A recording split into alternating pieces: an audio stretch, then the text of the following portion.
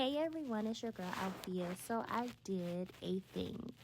I finished watching Blind Date Book Club. I did not actually watch it on Saturday. I just watched it today and I give it a 7 out of 10.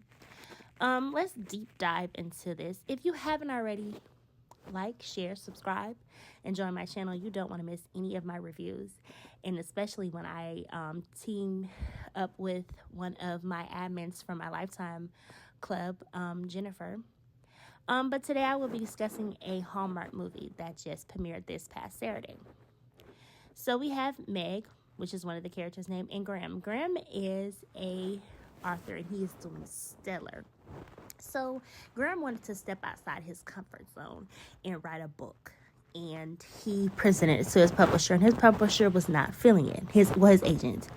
And he was like, focus on the 8th book that you're writing, get to writing it and get it out, because people already love you for what you put out. But this right here, this is a different type of genre. And, he's kind of like, hesitant. He was like, it's not going to sell. Or basically, it's not going to go. So Graham is kind of disappointed because he wants to try other things when it comes to, he wrote a romance novel. So he is driving home and he overhears on the radio, after he's talking to his sister, Megan. Meg. She is a bookstore owner with her aunt, Renee. And she inherited from her mother. And Megan has a blind date book club. So the book club is about, reading the books and, if love happens, you find it or whatever. But she mostly wants people to get to reading about books and whatever. So if you find love while you're doing it, so be it. So Meg is talking to a lady named Rainey. And Rainey is a journalist, or like a podcaster. And she's interviewing Meg about her bookstore and trying to get her some press or whatever. Even though Meg is just an owner, and she's just, doing what she's doing, winging it. And her best friend Alice works there with her. And they're doing a good job for a bookstore. And I love bookstores. So Graham gets this bright idea to go to her hometown and try to see if she can self-promote his book. And he, at first, she was hesitant because she didn't even know who he was. Because Graham is a well-known author, and he's been on the bestseller list, and she didn't even notice it was him. So he told her his name was Dylan, and he's like, can you read my book? And she was like, well, people have already been here. You're like third person, because 2 people had already been in that day to promote their book because of the podcast they heard her over the radio.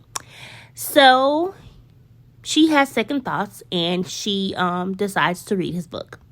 She wasn't really impressed by his book, and he was like, so she decides to promote his book because she's trying to, she kind of felt kind of bad at first. So she just, she decided to promote it. She was like, well, they're not going to be easy on you.